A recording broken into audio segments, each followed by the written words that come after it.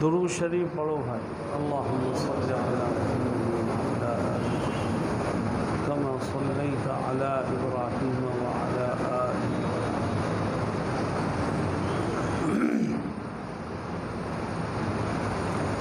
الحمد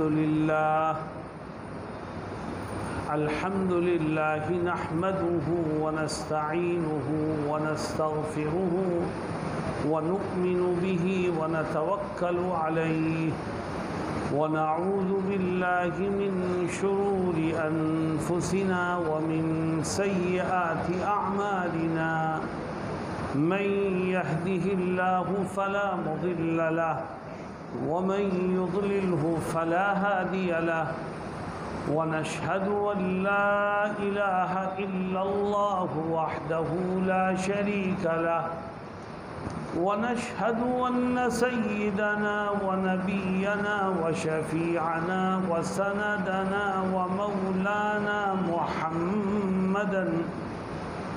ومولانا محمدا عبده ورسوله صلى الله تعالى عليه وعلى آله وصحبه وبارك وسلم. أما بعد، قال رسول الله صلى الله عليه وسلم: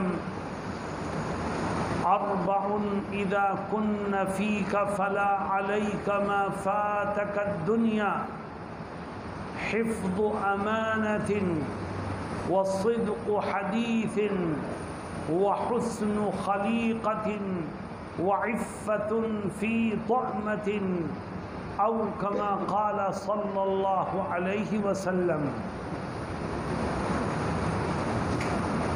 دوستوں اور ساتھیوں،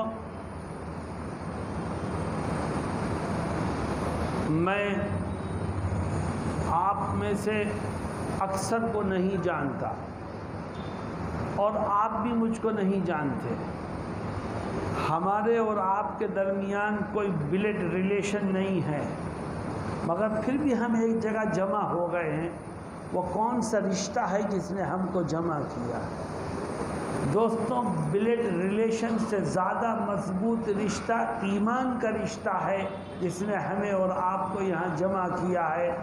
اللہ ہمیں جنت میں بھی انشاءاللہ ایک ساتھ جمع ہونے کا موقع عطا فرمائے. دوستوں اور ساتھیوں، آج انسان پریشان ہے. کوئی پریشان ہے اس لیے کہ اس کا کاروبار نہیں چل رہا ہے، کوئی پریشان ہے اس لیے کہ اس کو گھاٹا ہو رہا ہے، کوئی پریشان ہے اس لیے کہ اس کی اولاد اس کے کہنے میں نہیں ہے، کوئی پریشان ہے اس لیے کہ دشمنوں نے اس پر مقدمات لاد دیے ہیں. ہر آدمی کسی نہ کسی پریشانی میں گھرا ہوا. حضرت نبی کریم صلی اللہ علیہ وسلم فرماتے ہیں کہ تم الجھنوں میں، پریشانیوں میں، مصیبتوں میں گھرے ہوئے ہو. آؤ میں تم کو بتاؤں کہ تم ایک بہترین انسان کیسے بن سکتے. کون ہمیں بتانا چاہتے ہیں؟ سید الانبیاء والمرسلین، محبوب رب العالمین نبی کریم صلی اللہ علیہ وسلم فرماتے ہیں تم پریشانی اور الجھن میں مبتلا ہو، آؤ میں تم کو بتاؤں کہ تم ایک بہترین انسان کیسے بن سکتے. ہم میں سے ہر ایک کے ذہن میں یہ بات آتی ہے کہ میں کامیاب کیسے ہوں، الجھنوں سے نجات کیسے ملے، اپنے ایم اور نشانے تک میں کیسے پہنچوں. میں آپ سے پوچھتا ہوں کہ یہ بتاؤ کہ جو بات نبی کریم علیہ السلام بتائیں گے وہ سچی اور حق ہوگی کہ نہیں ہوگی؟ آقا ہمیں پریشانی سے نکلنے کا ایک گر سکھاتے ہیں. کیا ہے وہ گر؟ فرماتے ہیں اربع اذا کن فیک فلا علیک ما فاتک الدنیا. فرماتے ہیں اگر تو اس دنیا کا سب سے کامیاب ترین انسان بننا چاہتا ہے، پریشانیوں سے بچنا چاہتا ہے، راہ نجات پر گامزن ہونا چاہتا ہے، تو اپنے اندر 4 خوبیاں پیدا کریں۔ جس نے اپنے اندر یہ 4 خوبیاں پیدا کر لی وہ اس روئے زمین کا سب سے کامیاب انسان بن جائے گا، اور خدا اس کے دل کو چین و سکون کی دولت سے بھر دے گا۔ میرے دوستو، وہ 4 خوبیاں کیا ہیں؟ آپ ان 4 خوبیوں کو ذکر کرنے سے پہلے ایک جملہ اور کہتے ہیں، فرماتے ہیں 4 خوبیاں پیدا کر، اذا کن فیک فلا علیک ما فاتک الدنیا، اگر تیرے پاس دنیا نہ ہو تب بھی فکر مت کر، تیرے پاس بینک بیلنس نہ ہو تب بھی فکر مت کر، تیرے پاس اپنا گھر نہ ہو تب بھی فکر مت کر، تیرے پاس اپنی دکان نہ ہو تب بھی فکر مت کر، تو اگر یہ 4 خوبیاں اپنے اندر پیدا کر لے گا تو روپیہ پیسہ نہ ہونے کے باوجود دنیا کا سب سے بہترین انسان ہوگا تو ہوگا۔ وہ 4 خوبیاں کیا ہیں؟ فرماتے ہیں دنیا کے فوت ہو جانے کا، تیرے ہاتھ نہ لگنے کا تجھے کوئی غم نہیں ہونا چاہیے۔ 4 خوبیاں پیدا کر، سارے غم تیرے دل سے نکل جائے، سب سے بہترین انسان ہو جائے گا۔ میرے دوستو، وہ 4 خوبیاں کیا ہیں؟ نبی کریم صلی اللہ علیہ وسلم جب صحابہ کرام سے کوئی بات فرمایا کرتے تھے تو صحابہ صرف اپنے کانوں سے نہیں سنتے تھے، وہ اپنے دل سے سنتے تھے، اور آپ کی باتوں کو اپنے دماغ میں بٹھاتے تھے، اور دل سے اپنے آپ کو اس پر عمل کے لیے تیار کرتے تھے۔ میرے دوستوں، اگر ہم آج بھی نبی کریم علیہ السلام کی باتوں کو دل کے کانوں سے سننے لگیں تو جو عظمت اللہ نے صحابہ کرام کو دی تھی، اللہ وہی عظمت ہمیں بھی عطا فرمائے، اور دنیا کو ہمارے سامنے بھی جھکا دے گا۔ لیکن ہم آپ کی باتوں کو یا تو سنتے ہی نہیں، اور سنتے ہیں تو سرسری انداز سے سنتے ہیں۔ آپ فرماتے ہیں سب سے کامیاب انسان وہ ہے جس کے اندر 4 خوبیاں، اور اس کو دنیا کے نہ ہونے کا غم نہیں کرنا چاہیے۔ دنیا نہ ہو، گھر بار نہ ہو، بینک بیلنس نہ ہو، روپیہ پیسہ نہ ہو، اس کے باوجود اگر یہ 4 خوبیاں ہیں تو دنیا کا سب سے کامیاب انسان۔ اے آقا، وہ 4 خوبیاں کیا ہیں؟ میں ایک ایک کر کے ذکر کروں گا، مگر شرط یہ ہے کہ یہ عہد کرو کہ ہم ان خوبیوں کو سن کر کے ان کو اپنانے کی کوشش کریں۔ پہلی خوبی فرماتے ہیں 4 اذا کن فیک فلا علیک ما فاتک الدنیا حفظ امانت۔ پہلی خوبی آقا فرماتے ہیں اگر تو دنیا کا سب سے کامیاب انسان بننا چاہتا ہے، باعزت انسان بننا چاہتا ہے، الجھنوں اور پریشانیوں سے نکلنا چاہتا ہے، چین و سکون کی زندگی گزارنا چاہتا ہے، تو اپنے اندر 4 خوبیاں پیدا کر۔ اس میں سے پہلی خوبی یہ ہے کہ تو اس بات کا عہد کر لے کہ زندگی کے آخری سانس تک جب بھی کبھی میرے پاس کسی کی امانت آئے گی تو میں ایک ایک پیسے کا حساب کر کے اس کی امانت کو ادا کروں گا۔ جو دوسروں کی امانت کو ادا کرے اللہ اس کو الجھنوں سے بچا دے گا، اس کو ڈپریشن سے بچا دے گا۔ میرے دوستو، جو دوسرے کی امانت کو ادا کرے اللہ رب العزت اس کی زندگی کو چین و سکون سے بھر دے گا اور اس کو دنیا کے کامیاب اور بہترین انسانوں میں شامل فرمائے گا۔ آج افسوس کی بات یہ ہے کہ مسلمان نمازیں بھی پڑھ رہا ہے، رمضان کے روزے بھی رکھ رہا ہے، پیسہ ہے تو حج بھی کر رہا ہے، زکوٰۃ بھی دے رہا ہے، لیکن امانت کو ادا کرنے میں، حق کو ادا کرنے میں سب سے زیادہ کوتاہی اگر آج کی دنیا میں کوئی کر رہا ہے تو وہ مسلمان کر رہا ہے۔ وہ نہ اپنے کا حق ادا کرتا ہے، نہ پرائے کا حق ادا کرتا ہے، نہ دوست کا حق ادا کر رہا ہے، نہ انجانے کا حق ادا کر رہا ہے۔ ہر ایک کا حق دبا کر کے مسلمان بیٹھا ہے اور یہ چاہتا ہے کہ زندگی میں چین و سکون پیدا ہو جائے۔ جب ہم دوسروں کی امانت میں خیانت کریں گے اور دوسروں کا حق ماریں گے تو اللہ اپنے دشمنوں کو ہمارے اوپر مسلط کرے گا اور ناکامی کے سوا ہمارے ہاتھ کچھ نہیں لگے گا۔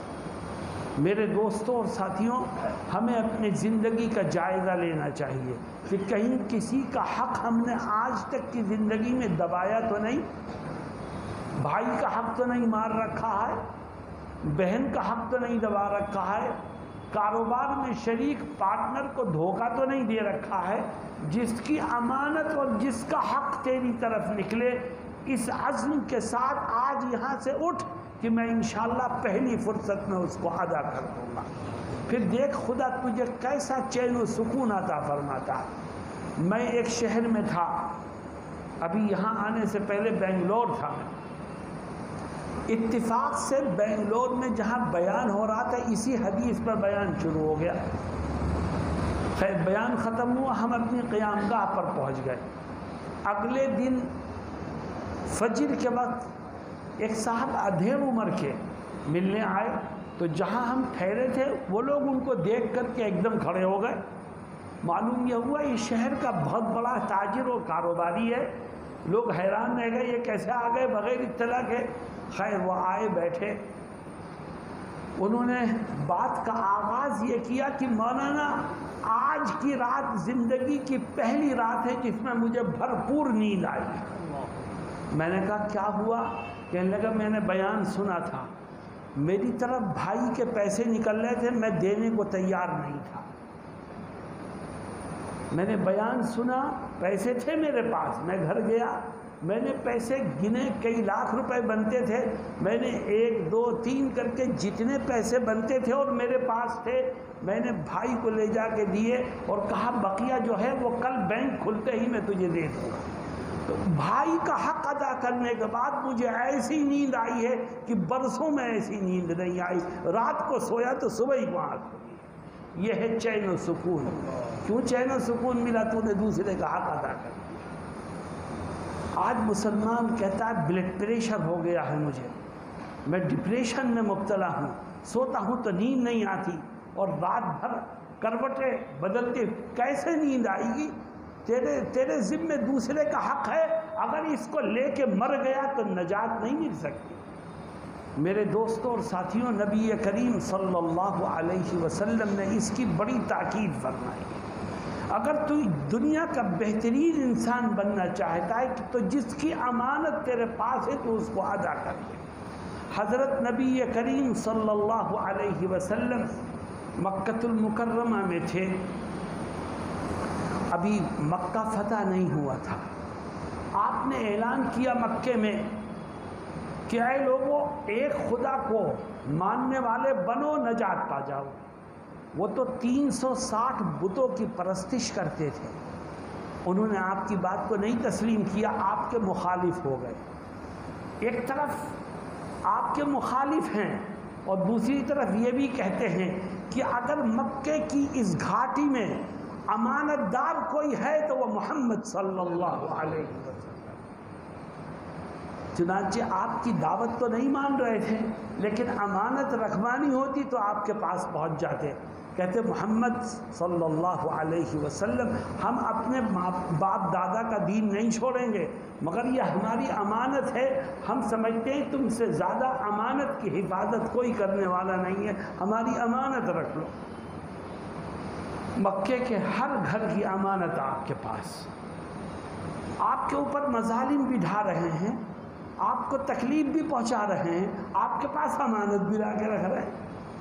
پھر جب حکم ہوا کہ اے نبی مکے کو چھوڑ کر مدینے کی طرف ہجرت کر جائیے، تو آپ اپنے گھر سے نکلے اور اپنے بستر پر حضرت علی رضی اللہ عنہ کو لٹایا اور حضرت علی کو ایک پرچہ بنا کے دیا، ہر پرچے پہ پیسے لپٹے ہوئے تھے۔ اے علی یہ فلاں کی امانت ہے، اے علی یہ فلاں کی امانت ہے، اے علی یہ فلاں کی امانت ہے، میں جا رہا ہوں مدینے، مگر تم ہر ایک کی امانت اس کے گھر تک پہنچانا، اس کے بعد میرے پاس آ جانا، اس سے پہلے مت آنا۔ یہ امانت کس کی ہے؟ دشمنوں کی ہے۔ یہ امانت کس کی ہے؟ جو آپ کے خون کے پیاسے تھے ان کی ہے۔ یہ امانت کس کی ہے؟ جو آپ کو نبی ماننے کے لیے تیار نہیں تھے، لیکن محمد صلی اللہ علیہ وسلم نے اپنے دشمنوں کی امانت کو بھی ادا کیا۔ آج نبی کا ماننے والا اپنے بھائی کی امانت اور اس کا حق دینے کو تیار نہیں ہے۔ بتاؤ چین و سکون ملے تو کیسے؟ میرے دوستوں اور ساتھیوں، حق ہے، امانت امانت ہے، چاہے وہ ہندو کی ہو، چاہے کافر کی ہو، چاہے مسلمان کی ہو، چاہے عیسائی کی ہو، وہ تو حق ہے، اس کو دو۔ اور یاد رکھو، اگر آپ نے کسی ہندو کا حق مارا تو اس کا نقصان ڈبل ہوگا۔ مسلمان کا حق مارو گے تو ایک نقصان ہے، ہندو کا حق مارو گے تو دو نقصان ہے۔ میری بات پر غور کرنا، ڈبل نقصان کیا ہے؟ ایک تو حق تلفی کا گناہ ہوگا، اور دوسرے تمہارے نام اعمال میں اس ہندو کو اسلام سے دور کرنے کا گناہ بھی لکھا جائے گا۔ جس کی امانت ماری ہے، بتاؤ وہ کبھی اسلام کے قریب آئے گا؟ کبھی وہ دین و دھرم کو مانے گا اسلام کو؟ کیونکہ وہ آپ کی نمازوں سے نہیں متاثر ہوگا، وہ آپ کے روزوں سے متاثر نہیں ہوگا، وہ آپ کے حج اور آپ کی زکوٰۃ سے۔ وہ تو یہ دیکھے گا کہ یہ میاں جی دوسرے کا حق کتنا ادا کرتے ہیں۔ اگر حق ادا کرتے ہیں تو ان کا دین اس قابل ہے کہ اسے قبول کر لیا جائے، اور اگر یہ حق تلفی کرتے ہیں تو یہ تو ہم سے بھی زیادہ بدتر ہیں۔ ان کو قریب کرنے اور ان کے دین کو قبول کرنے کا تو سوال ہی پیدا نہیں۔ میرے دوستوں اور ساتھیوں، آؤ ہم طے کریں کہ جس کی امانت، جس کا حق ہماری طرف نکلے گا، ہم پہلی فرصت میں اس کو ادا کریں۔ میں آپ سے پوچھتا ہوں، آج مسلمانوں کا حال کیا ہو رہا ہے؟ دل روتا ہے۔ میں آپ سے پوچھتا ہوں، کیا باپ مرتا ہے اور ابھی اس کا کفن بھی میلا نہیں ہوتا؟ بتاؤ، اولاد میں جائیداد کے جھگڑے شروع ہوتے ہیں کہ نہیں ہوتے؟ بولو بھائی۔ اچھا، جھگڑے کی وجہ کیا ہے؟ ہر ایک اپنا حق لینا چاہتا ہے، کوئی کسی کے حق کو دینا نہیں چاہتا۔ اگر ہم دینے والے بن جائیں، جھگڑے ختم ہو جائیں۔ اور دیکھو مسلمانوں، میری ایک بات ذہن میں رکھنا کہ کل میدان محشر میں خدا تم سے یہ نہیں پوچھے گا کہ تم نے اپنا حق کیوں نہیں لیا۔ خدا تم سے یہ سوال کرے گا کہ تم نے دوسرے کے حق کو ادا کیوں نہیں کیا۔ میرے دوستو، مسلمان جب دوسرے کے حق کو ادا کرتا تھا تو اللہ نے اس کے سامنے دنیا کی بڑی بڑی طاقتوں کو جھکنے پر مجبور کر دیا۔ مجھے ایک واقعہ یاد آیا، دیکھو حق کو ادا کرنے کی بات۔ ایک شخص نے، مسلم حکومت تھی، عرب کے کسی علاقے کا واقعہ ہے، ایک شخص نے زمین بیچی، دوسرے نے زمین خریدی۔ جس نے زمین خریدی اس نے اس زمین پر جب جتائی کی، وہاں کام شروع کیا، تو اس میں سے ایک مٹکا نکلا جس میں خزانہ بھرا ہوا۔ اب وہ اس مٹکے کو نکالتا ہے، اس میں سونے کی اشرفیاں ہیں، وہ نکال کے جس سے زمین خریدی تھی اس کے گھر لے گیا اور کہا، میں نے تجھ سے زمین خریدی ہے، زمین کے اندر موجود خزانہ نہیں خریدا، یہ خزانہ اپنے پاس رکھ۔ جس نے بیچی تھی اس نے کہا، میں نے تجھے زمین بیچی، جو زمین میں تھا وہ بھی بیچ دیا، یہ تیرا ہے، میرا نہیں۔ اب دونوں میں جھگڑا ہو رہا ہے۔ وہ کہتا ہے یہ تو میں نہیں لوں گا کیونکہ میں نے تو زمین خریدی۔ وہ کہتا ہے میں نے زمین بیچی تو زمین میں جو کچھ ہے وہ بھی بیچ دیا، یہ تیرا ہو گیا۔ دوستو، جھگڑا جاتا ہے کورٹ میں، وہاں ایک قاضی جی بیٹھے ہیں، قاضی شریح، بہت بڑے عالم تھے، تابعی تھے، وہ فیصلہ کرنے بیٹھے۔ دونوں کی بات سنی تو بہت خوش ہوئے وہ، اور انہوں نے کہا، دیکھو فیصلہ کیا کیا۔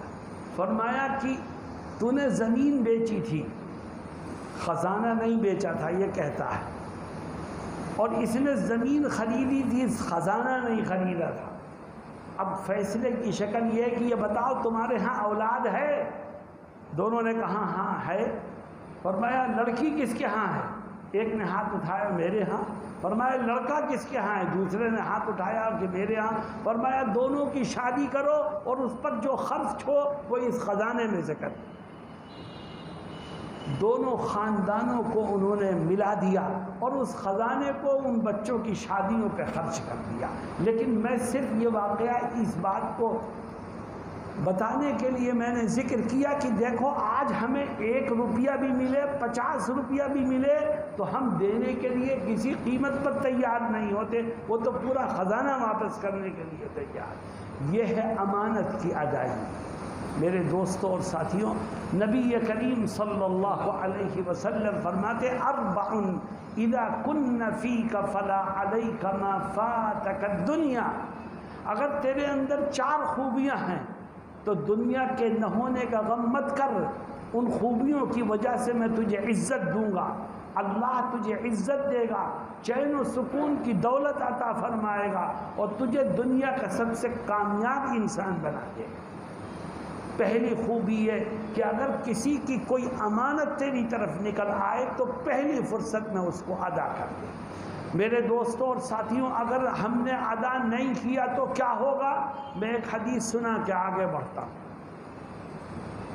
بہت خطرناک انجام نبی کریم صلی اللہ علیہ وسلم ذکر فرماتے ہیں، کہتے ہیں کہ اگر کسی شخص نے کسی کی امانت میں خیانت کی اور اس کو ادا کیے بغیر دنیا سے چلا گیا تو کل قیامت کے دن اللہ رب العزت جب میدان محشر میں عدل و انصاف کے لیے بیٹھا ہوگا تو ایک شخص دوسرے کا گریبان پکڑ کے لائے گا، کہے گا اے اللہ اس نے میری امانت میں خیانت کی تھی، آج تو انصاف کرنے بیٹھا ہے، میری امانت کو ادا کروا۔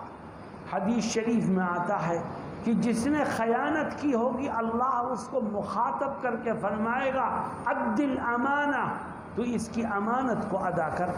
وہ آدمی روئے گا، چیخے گا، چلائے گا، کہے گا اے رب میں کیسے امانت ادا کروں، اب تو دنیا ختم ہو گئی، روپیہ پیسہ ختم ہو گیا، زمین جائیداد ختم ہو گئی، میں کہاں سے ادا کروں؟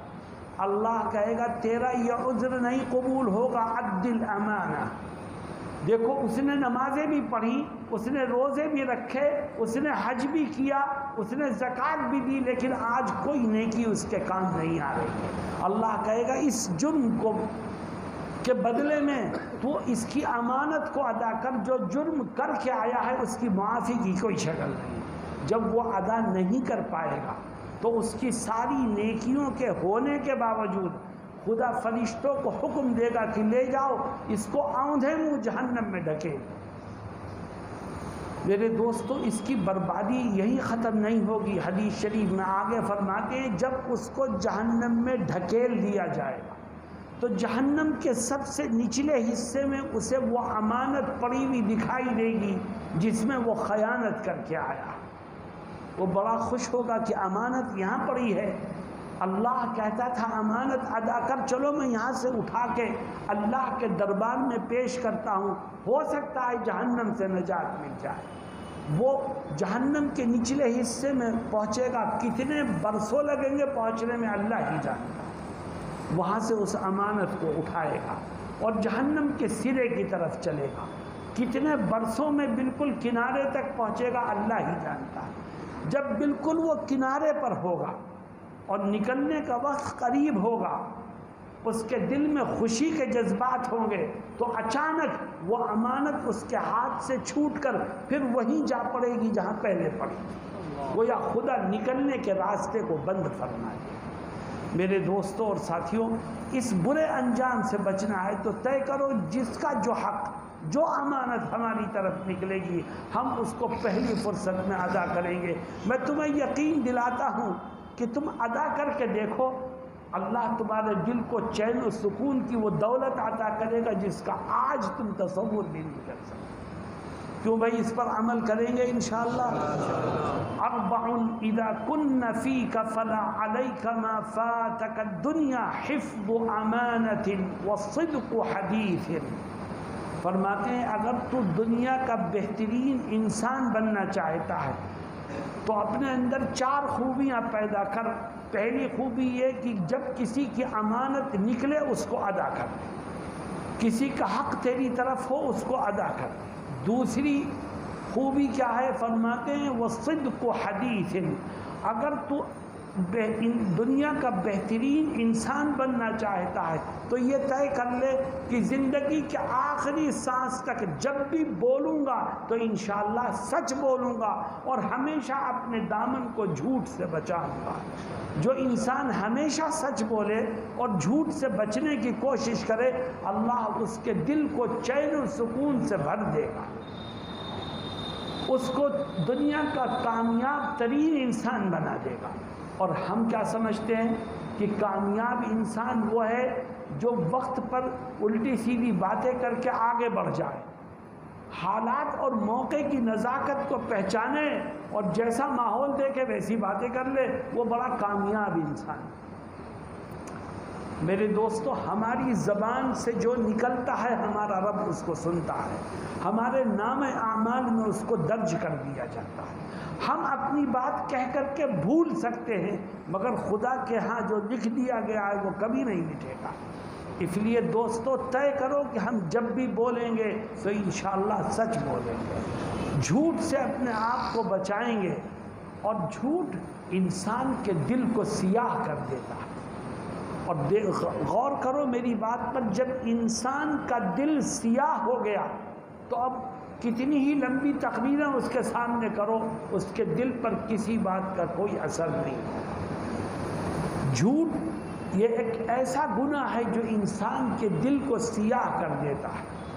اللہ رب العزت فرماتا ہے جب انسان کا دل سیاہ ہو گیا، ذل آلود ہو گیا، تو اب اس کے اوپر کسی خیر کی بات کا کوئی اثر نہیں ہوگا۔ اس لیے قرآن کیا کہتا ہے؟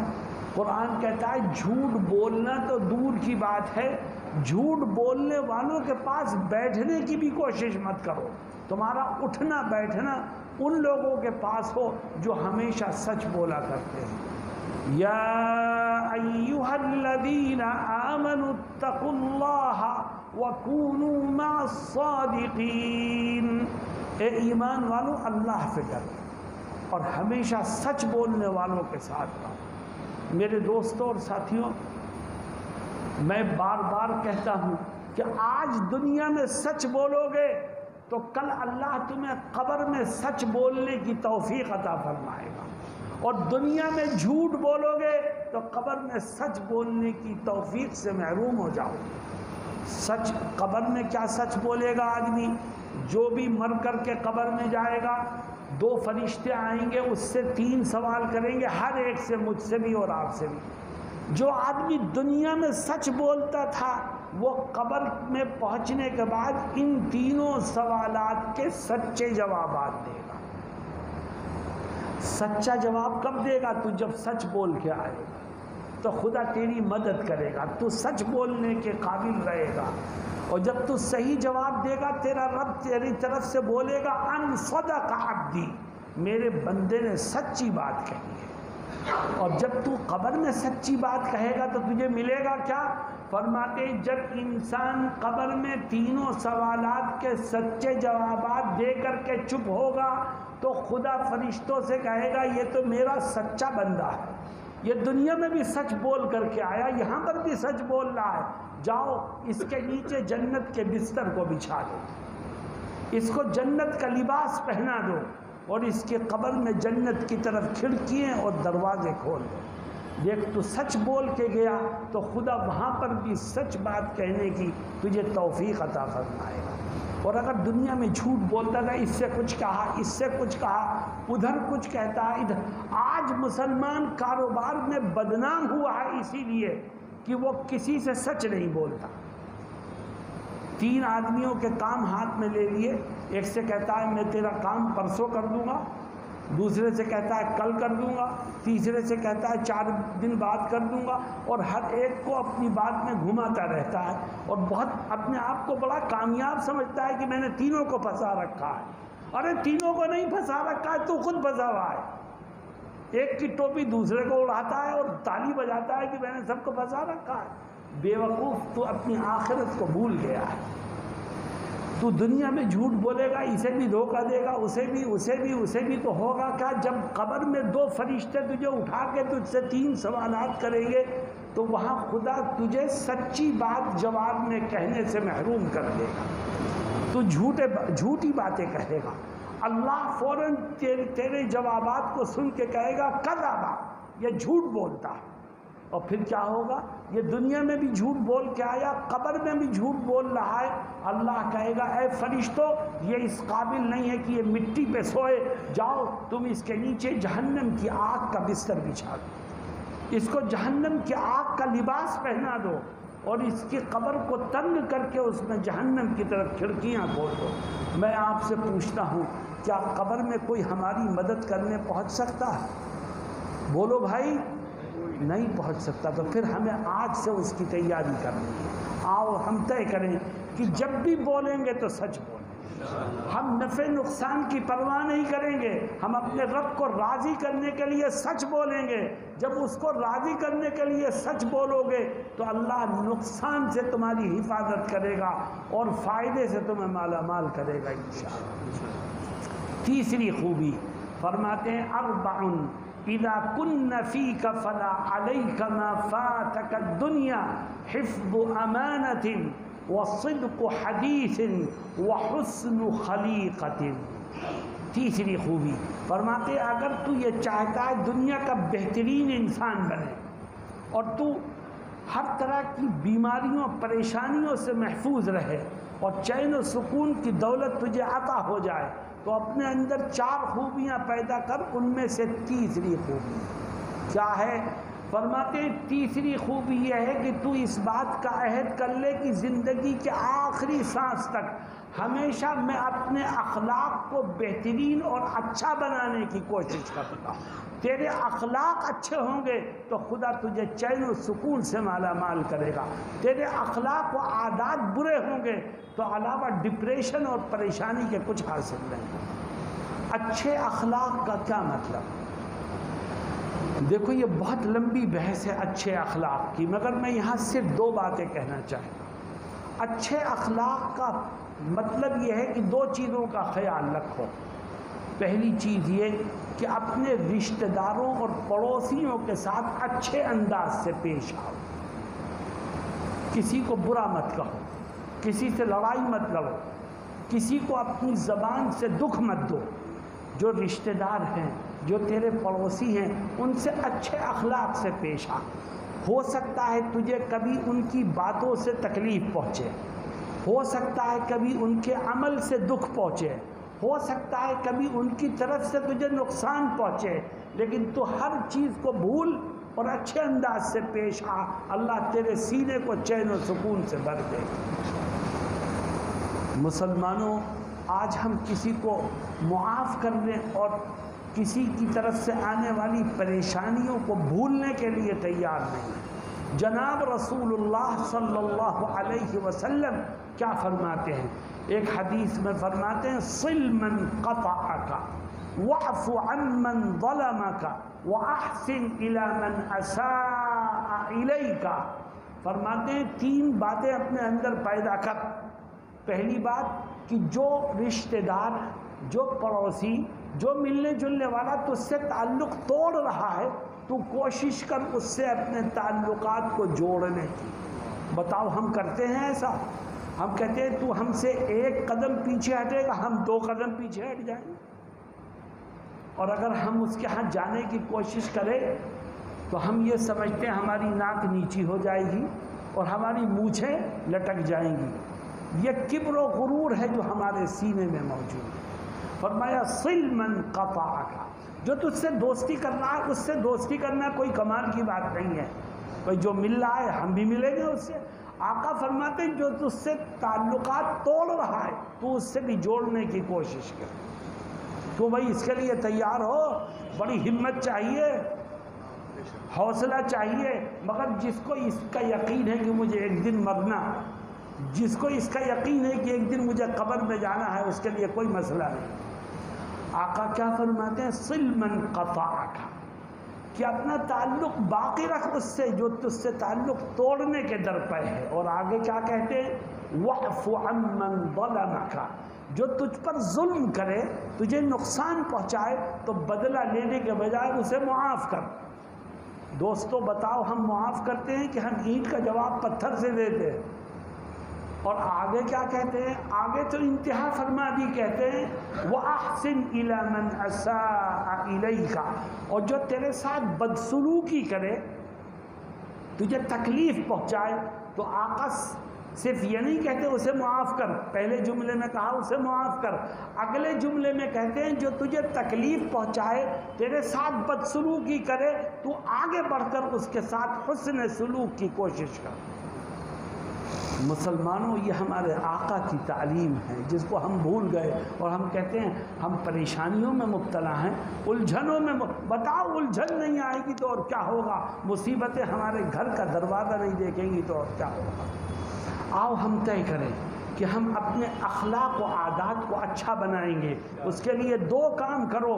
پہلا کام یہ کہ جو رشتہ دار، جو پڑوسی، جو تعلق والا ملے، اس کے ساتھ اچھے انداز سے پیش آؤ، چاہے وہ آپ کے ساتھ کسی طرح کا برتاؤ کرے، آپ اس کے برتاؤ کو بھول کر کے ہمیشہ اس کے ساتھ اچھے انداز سے پیش آنے کی کوشش کرو۔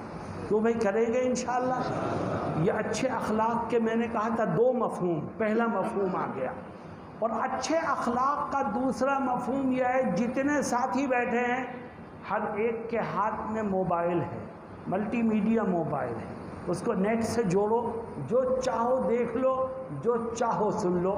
اچھے اخلاق کا دوسرا مطلب یہ ہے کہ آج سے طے کرو کہ ہم اپنی آنکھوں کو فحش اور بری فلمیں دیکھنے سے بچائیں گے، اور ہم اپنے کانوں کو الٹے سیدھے گانوں سے محفوظ رکھنے کی کوشش کریں۔ اچھے اخلاق کا مطلب یہ ہے کہ ہم تنہائی میں بھی اپنے موبائل سے وہ چیزیں نہ دیکھیں جو ہمارے رب نے ہمارے لیے حرام قرار دی۔ میں اپنے نوجوانوں سے کہا کرتا ہوں تم موبائل لے کے بیٹھے رات میں، بھائی بہت تھک گئے، اب لاؤ ذرا سا موبائل ہاتھ میں لیتے، اور دروازہ کمرے کا بند کیا، اندر سے کنڈی لگا لی، اور پھر نیٹ سے اپنے موبائل کو جوڑا، اور آپ الٹی سیدھی چیزیں دیکھ کر کے اپنے ذہن کو بہلانے کی کوشش کر رہے ہیں۔ نہیں، ذہن نہیں بہلے گا، ذہن تو اور تباہی اور بربادی میں مبتلا ہوگا۔ اور تم کنڈی بند کر کے بیٹھ گئے، تمہیں بڑا اطمینان ہے کہ نہ باپ آ سکتا ہے، نہ ماں آ سکتی ہے، نہ بھائی آ سکتا ہے، نہ بہن آ سکتی ہے، کوئی مجھے نہیں دیکھ سکتا، مگر تم بھول گئے کہ تم 70 پردوں کے پیچھے چھپ جاؤ تب بھی تم اپنے رب کی نظروں سے نہیں چھپ سکتے۔ تو چین و سکون تو دینے والا وہ ہے، کہاں سے چین و سکون مل جائے گا؟ میرے دوستو، اپنی عادتوں کو اچھا کرو، اور یہ دو چیزیں ہیں جن کا خیال رکھو۔ پہلی چیز یہ کہ اپنے رشتہ داروں سے، پڑوسیوں سے، ملنے جلنے والوں سے اچھے انداز سے پیش آؤ، چاہے وہ تمہارے ساتھ کسی طرح کا بھی رویہ اختیار کرے۔ اور دوسرا کام یہ کرو کہ اپنی آنکھوں کو اور اپنے کانوں کو فحش باتوں کو سننے اور دیکھنے سے محفوظ رکھو، تو خدا اچھے اخلاق والوں میں تمہارے نام کو شامل کر دے گا، اور تمہیں چین و سکون کی دولت عطا فرمائے گا۔ تو بھائی اس پر عمل کرو گے؟ میرے دوستوں، مجھے بڑا دکھ ہوتا ہے اور میرا دل کانپ جاتا ہے جب میں یہ سنتا ہوں اور دیکھتا ہوں کہ ہمارا جوان اپنے جیسے انسانوں سے ڈرتے ہوئے لوگوں کے سامنے اپنے موبائل کا مس یوز نہیں کرتا، لیکن تنہائی میں اس کا غلط استعمال کرتا ہے۔ گویا تو انسانوں سے تو ڈرتا ہے، لیکن خدا کا خوف تیرے دل سے نکل چکا ہے۔ اگر خدا کا خوف ہوتا تو تنہائی میں بھی اس کا غلط استعمال نہ کرتا۔ اس لیے دوستو، اس سے بچنے کی بھرپور کوشش کریں۔ آخری چیز، آپ جمع بیٹھے ہو، میں بولتا رہوں، آپ سنتے رہو، عشاء ہو جائے، فجر ہو جائے، لیکن اس سے کچھ حاصل ہونے والا نہیں۔ لمبی تقریر سے کچھ حاصل نہیں ہے، تھوڑا سنو، لیکن جو سنو اس پر عمل کے لیے مضبوط ہو جاؤ، تو یہ تھوڑا بھی تمہاری زندگی کو بدلنے کے لیے کافی ہے۔ آخری چیز فرماتے ہیں، اربع اذا کن فیک فلا علیک ما فاتک الدنیا، حفظ امانۃ وصدق حدیث وحسن خلیقۃ وعفۃ فی طعمۃ۔ آخری چیز آقا فرماتے ہیں، دنیا کا بہترین انسان بننا چاہتا ہے، اپنے آپ کو ڈپریشن سے بچانا چاہتا ہے، اپنے دل کو چین و سکون کی انمول نعمت سے بھرنا چاہتا ہے تو ایک چوتھی خوبی بھی اپنے اندر پیدا کر۔ اے آقا وہ کیا ہے؟ فرماتے ہیں چوتھی خوبی یہ ہے کہ تو اس بات کا عہد کر لے کہ زندگی کے آخری سانس تک جو لقمہ میرے پیٹ میں جائے گا وہ ہمیشہ حلال کا ہوگا، تیرا کھانا پینا حلال ہو، تیری کمائی حلال ہو، تیری آمدنی حلال ہو، تو خدا تیرے دل کو چین و سکون کی دولت سے بھر دے گا۔ میرے دوستوں، کلکتے کے ساتھیوں، ہم میں سے بہت سے لوگ وہ ہیں جو تجارت سے جڑے ہوئے ہیں، کچھ لوگ وہ ہیں جو ملازمت سے جڑے ہوئے ہیں، کچھ لوگ اپنا کام کر رہے ہیں۔ دنیا کمانا کوئی عیب نہیں ہے، کماؤ۔ حدیث شریف میں تو یہاں تک فرمایا گیا کہ دنیا کمانا، رزق حلال کمانا بھی فرائض میں سے ایک فریضہ ہے، کماؤ، کوئی منع نہیں کرتا، لیکن ہمیشہ اس بات کی کوشش کرو کہ ہمیں حلال کمانا ہے، حرام سے بچنا ہے۔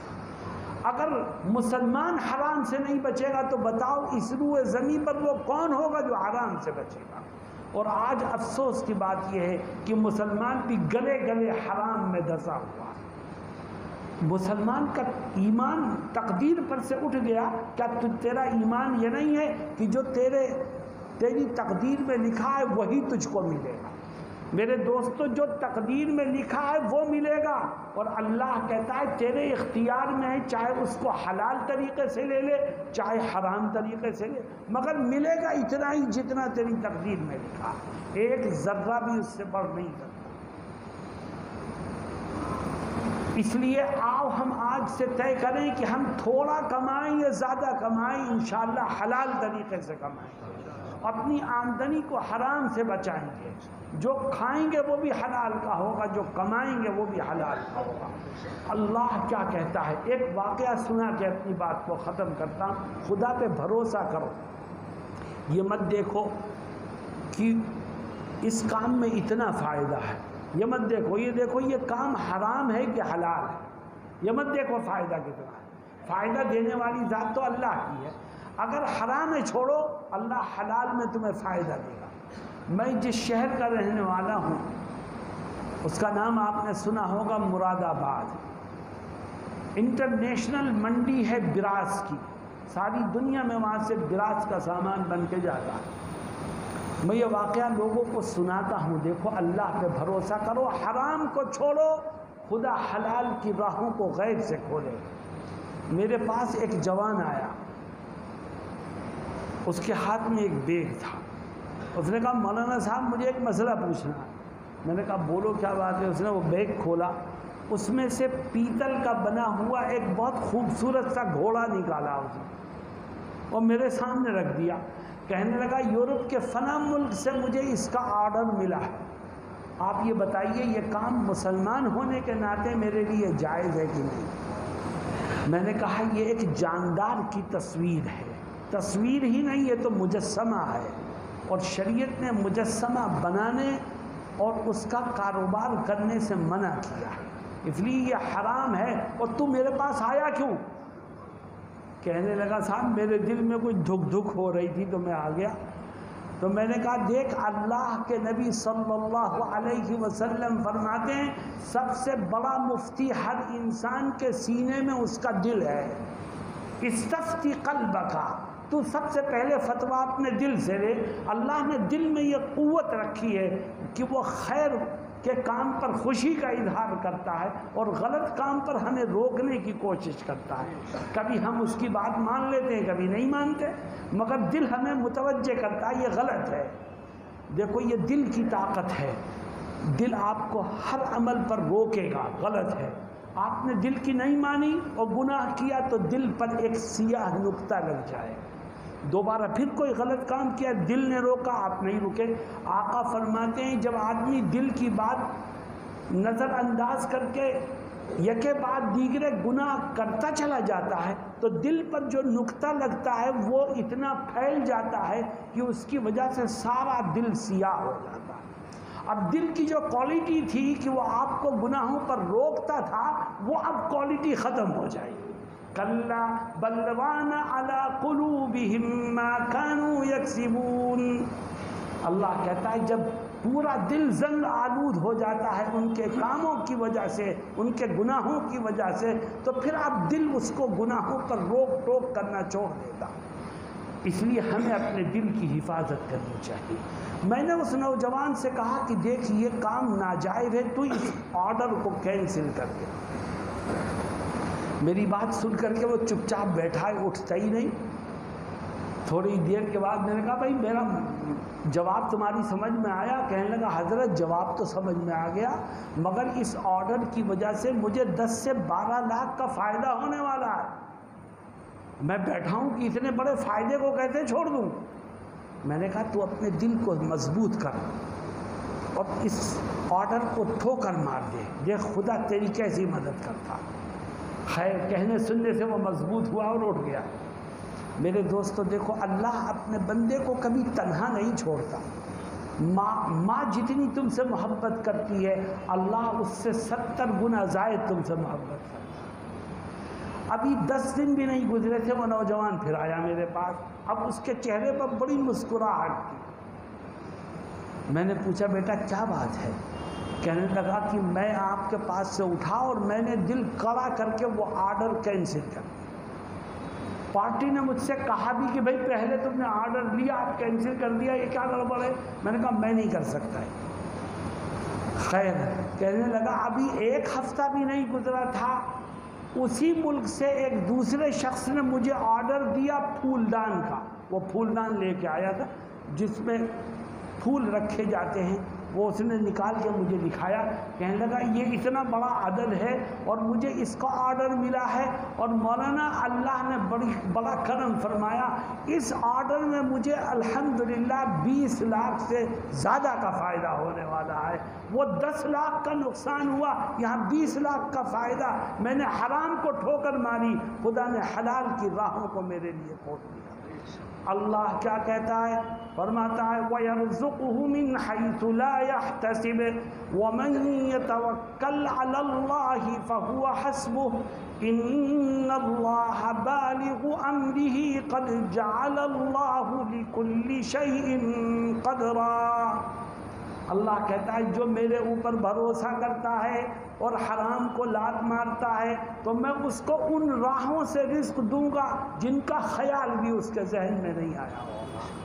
اللہ تو مالک الملک ہے، مالک السماوات والارض ہے۔ میرے دوستو یہ 4 خوبیاں ہیں۔ سب سے پہلی خوبی یہ کہ کسی کا حق یا امانت تمہاری طرف نکلے، اس کو ایک ایک پیسے کا حساب کر کے پہلی فرصت میں ادا کرو۔ کل پر پرسوں پر مت ٹالو، کسی کو پتہ نہیں کہ وہ کل صبح کا سورج دیکھ سکے گا یا نہیں دیکھ سکے گا۔ دوسرا کام، جب بھی بولو تو سچ بولو۔ تیسرا کام کہ اپنے اندر اچھی عادتوں کو پیدا کرو۔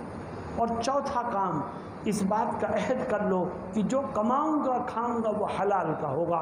اللہ کے نبی صلی اللہ علیہ وسلم فرماتے ہیں جس نے یہ 4 خوبیاں پیدا کی وہ اس روح زمین کا بہترین انسان بن گیا، اور اللہ اس کو چین و سکون کی دولت سے مالا مال کرے گا۔ خدا مجھے اور آپ کو کہنے اور سننے سے زیادہ عمل کی توفیق سے نوازے۔ وآخر دعوانا ان الحمد للہ رب العالمین۔ اللهم صل على محمد وعلى آل محمد كما صليت على إبراهيم وعلى آل إبراهيم إنك حميد مجيد. اللهم لك الحمد كله ولك الشكر كله. اللهم لك الحمد حمدا كثيرا طيبا مباركا فيه مباركا عليه كما يحب ربنا ويرضاه. اللهم إنك عفو كريم تحب العفو فاعف عنا. اے اللہ تو ہمارا خالق اور مالک ہے. اے اللہ ہم تیرے بندے ہیں، عاجز ہیں، ہم تیرے محتاج ہیں. اے اللہ ہمارے دلوں کا مالک بھی تو ہے، ہمارے جسموں کا مالک بھی تو ہے. اے اللہ تو بڑا رحیم ہے، بڑا کریم ہے، بڑا معاف کرنے والا ہے. اے اللہ تو ہمارے گناہوں کو معاف فرما. اے اللہ ہمارے ظاہر کو بھی درست فرما دے، ہمارے باطن کو بھی درست فرما دے. اے اللہ ہمارے دلوں کی بھی اصلاح فرما دے اور ہمارے ظاہر کو بھی سنت کے مطابق بنا دے۔ اے اللہ ہم نے نبی کریم علیہ السلام کا فرمان سنا، ہم یہ عزم کرتے ہیں کہ جو ہم نے سنا ہے ہم اس پر عمل کریں گے۔ اے اللہ ہم نے ارادہ تو کیا ہے عمل کا، مگر ہم نفس اور شیطان کے مکر و فریب میں پھنسے ہیں۔ اے اللہ ہمارے قلوب کا مالک تو ہے۔ اے اللہ ہمارے دلوں کو خیر کی طرف پھیر دے، ہمارے دلوں میں عمل کے جذبات کو پیدا فرما دے۔ اے اللہ ہمیں نفس اور شیطان کے مکر و فریب سے بچا لے۔ اے اللہ ہمارے دلوں میں آخرت کی فکر کو پیدا فرما دے۔ اے اللہ قبر کی فکر پیدا فرما دے۔ اے اللہ سوال و جواب کی فکر پیدا فرما دے۔ اے اللہ دنیا میں ہمیں صحیح انداز پر زندگی گزارنے کی توفیق عطا فرما دے۔ اے اللہ جو خوبیاں نبی کریم علیہ السلام نے ذکر فرمائی ہیں ہم نے ان کو اپنانے کا ارادہ کیا ہے۔ اے اللہ تو ہمارے ارادے کو قبول فرما، ہمارے لیے عمل کی راہ کو آسان فرما۔ اے اللہ امانت اور حق کو ادا کرنے کی ہمیں توفیق عطا فرما، خیانت کے گناہ سے بچنے میں ہماری مدد فرما۔ اے اللہ تو ہی مدد فرما سکتا ہے، تو ہی گناہوں سے بچا سکتا ہے۔ ہم نے ارادہ کیا ہے، اے اللہ تو ہمارے ارادے کو قبول کر کے قدم بقدم ہماری نصرت فرما۔ اے اللہ ہمیں جھوٹ سے بچنے کی توفیق عطا فرما، نفع ہو یا نقصان، کسی کو اچھا لگے یا برا، ہمیشہ ہماری زبان سے نکلے تو سچی بات نکلے۔ اے اللہ تو اس میں ہماری نصرت فرما، مدد فرما۔ اے اللہ ہم سب کو اچھی عادتیں اپنانے کی توفیق عطا فرما، رشتہ داروں کے ساتھ، پڑوسیوں کے ساتھ، ملنے جلنے والوں کے ساتھ اچھا سلوک کرنے کی توفیق عطا فرما، اچھی طرح ان کے ساتھ پیش آنے کی توفیق عطا فرما۔ اے اللہ ہمیں بری عادتوں سے ہماری حفاظت فرما، ہماری آنکھوں کی حفاظت فرما، ہمارے کان کی حفاظت فرما، ہماری زبان کی حفاظت فرما۔ اے اللہ ہمیں اچھی عادتیں اور اچھے اخلاق سے مالا مال فرما۔ اے اللہ ہمیں رزق حلال عطا فرما، حرام آمدنی سے ہماری حفاظت فرما، حرام کھانے پینے سے ہماری حفاظت فرما۔ اے اللہ ہمارے دلوں میں رزق حلال کو کمانے کا جذبہ پیدا فرما، اور اے اللہ حلال کمائی میں جو رکاوٹیں پیش آ رہی ہیں خدا ان رکاوٹوں کو دور فرما۔ اے اللہ غیب سے ہمارے لیے رزق حلال کی راہوں کو کشادہ فرما، کھول دے۔ اے اللہ تو ہی ہماری پریشانیوں کو سمجھ سکتا ہے اور تو ہی ان کو دور کر سکتا ہے۔ اے اللہ جو بیمار ہیں ان کو شفا عطا فرما، جو دنیا سے چلے گئے ہیں ان سب کی مغفرت فرما۔ اے اللہ امت مسلمہ کو نجات اور عافیت سے مالا مال فرما۔ اے اللہ ہماری تمام دعاؤں کو حضرت محمد مصطفیٰ صلی اللہ علیہ وسلم کے صدقے اور طفیل میں شرف قبولیت سے مالا مال فرما۔ سبحان ربک رب العزت عما یصفون وسلام علی المرسلین والحمد للہ رب العالمین۔